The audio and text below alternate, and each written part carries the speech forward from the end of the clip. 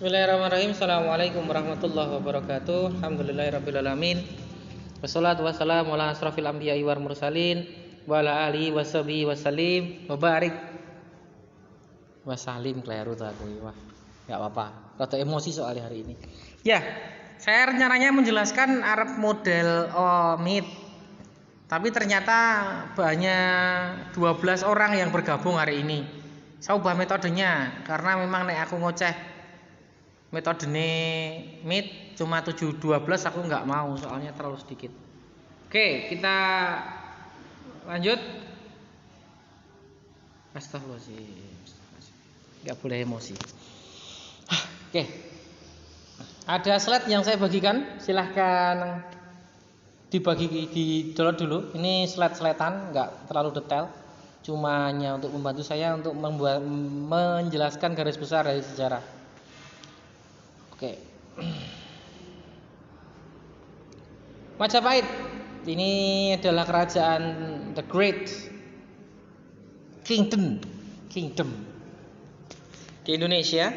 Sejarah Majapahit adalah Skatra dan Wijaya. Itu setelah saya menggunakan tonggak, nggak usah dari awal cerita bagaimana pertarungan Singosari dan sebagainya loh ya. Jadi saya cuma target menjelaskan tentang saat Raden Wijaya tonggak menang gitu aja ya.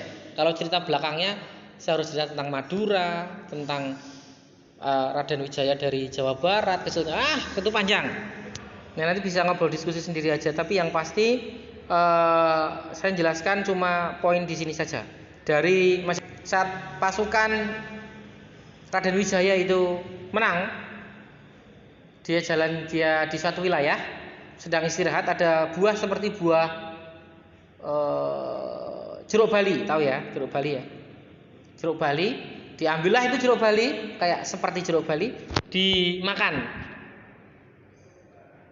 Dikira ya manis karena itu kan jeruknya bundar besar itu. Saat dimakan ternyata pahit. Nah, namanya buah mojo. Tanya, jenengnya apa ini kok pahit banget ya? Teko penduduk sekitar, para tentara tanya kan, prajurit itu. Namanya apa? Oh, ini namanya mojo, Pak. Wit mojo. Oh, mojo rasanya pahit. Akhirnya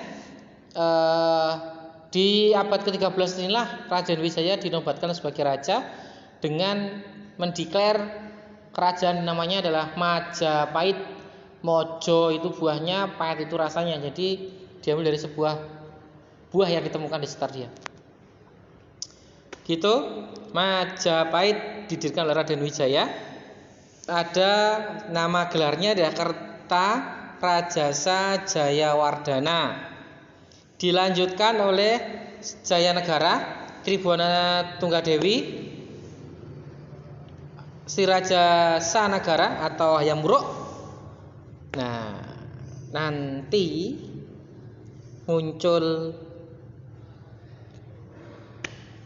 yang paling hebat adalah, ya bukan paling hebat lah,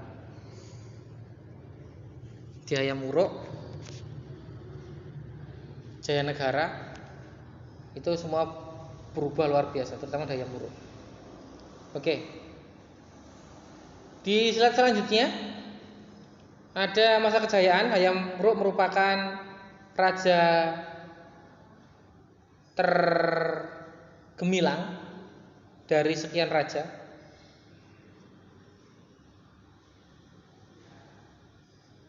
Salah satu buktinya adalah di slide selanjutnya ada bidadari Majapahit yang anggun ukiran emas Apsara. Jadi emas komoditas yang luar biasa. Gitu ya.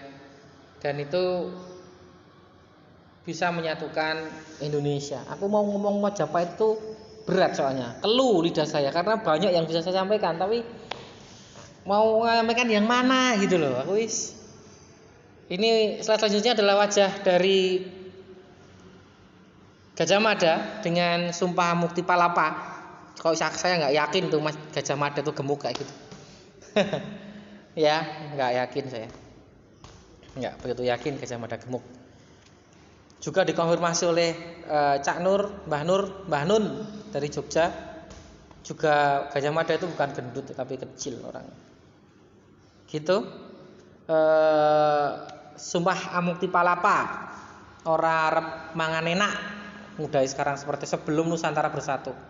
Disitulah dari Hayam Wuruk dan Gajah Mada ini bersatu, dari Raja dan Mahapatih, kalau sekarang Presiden dan Perdana Menteri, mereka berdua menggerakkan Majapahit menjadi negara yang sangat kuat, negara maritim yang sangat kuat, menguasai hampir seluruh Asia, enggak menguasai ya. Bahasa mudahnya itu mereka melakukan diplomasi dan beberapa negara kerajaan yang didiplomasi setiap tahun menyerahkan upeti. Jadi modelnya konsep yang awal adalah kerajaan Majapahit menguasai Filipina, penguasaannya sampai Filipina, sampai Thailand, sampai Laos, Malaysia, Singapura jelas ya, sampai sehebat segitu. Vietnam, nah itu memang sistemnya Majapahit sistemnya federal, bukan federal tapi federal, jadi negara-negara vasal. Jadi mereka punya kerajaan kecil di sana, mana ya, daerah Vietnam ada kerajaan kecil ya kan, diekspansi, oke dia menyerah, yaudah sekarang tetap rajamu kui, tapi tiap tahun gue nyetor upeti sama Majapahit kayak gitu.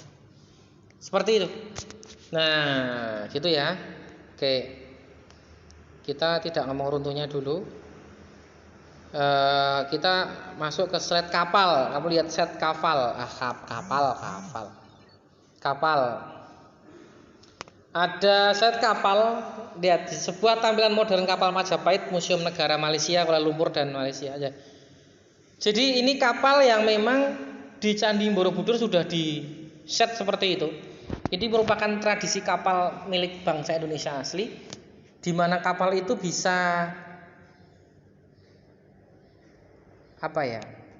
bertahan di beberapa laut, karena laut itu ternyata beda-beda. Ada laut yang memang ombaknya ringan, ada yang arusnya kuat, jadi harus memang ada yang anginnya sangat kuat. Jadi kapal ini sangat unik. Nah nanti itu tugasmu nanti lah itu. Ya, dari kapal ini juga beberapa arsitektur di Majapahit itu juga sudah ini mulai terkuak ini. Beberapa tempat sudah terkuak.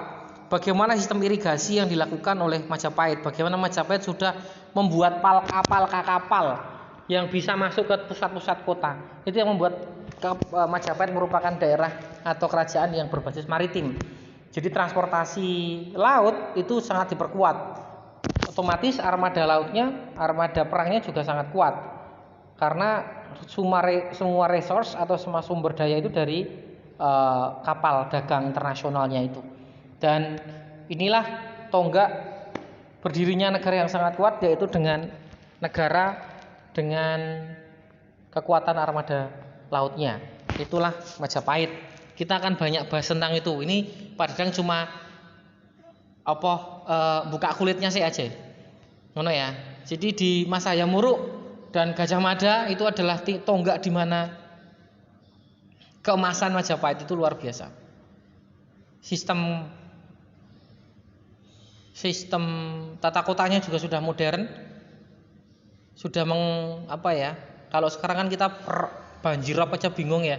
Tapi di Majapahit itu sudah ada bagaimana mekanisme penghalang rob dimasukkan dalam sungai-sungai untuk mengirimkan kapal. Itu luar biasa lah. Itu teknologi yang memang saat ini kita butuhkan.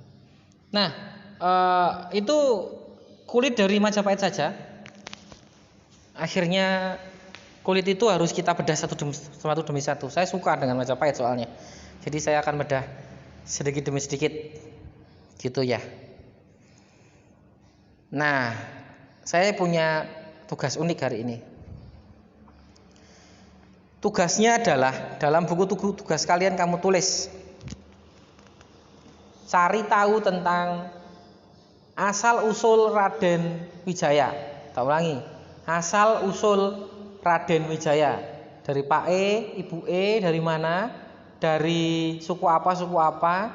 Terus kecil dia di mana? Besar di mana? Belajar di mana? Gitu. Tulis dalam buku, nanti difoto kirimkan saya. Tak ulangi lagi. Asal usul Raden Wijaya pendiri kerajaan Majapahit. Saya pengen lihat kalian seperti apa lihat memandang Majapahit ini.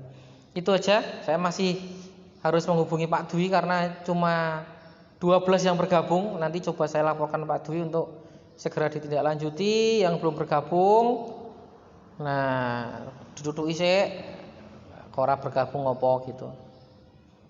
Gitu ya.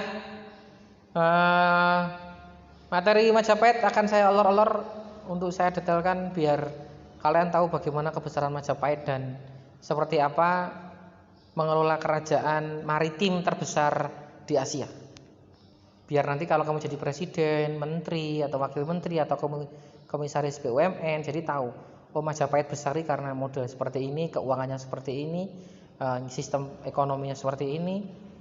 Nah itu biar tahu aja. Jadi biar ada wawasan bagaimana kerajaan nenek moyang kita bisa besar karena memang pengelolaannya yang baik. Itu saja dari saya. Terima kasih untuk sudah bergabung yang meet tadi 12 orang, semoga ada berkah. Yang belum bergabung tadi silahkan nanti hubungi Pak Dwi aja. Tugas saya tunggu hari ini sampai jam 9 malam biar kalian juga ringan untuk mengerjakannya. Ingat, tugasnya adalah biografi. Asal usul Raden Wijaya pendiri Majapahit. Terima kasih. Mohon maaf jika saya ada salah. Kamu juga kalau ada salah saya maafkan. Gitu ya. Alhamdulillahirabbil alamin. Assalamualaikum warahmatullahi wabarakatuh.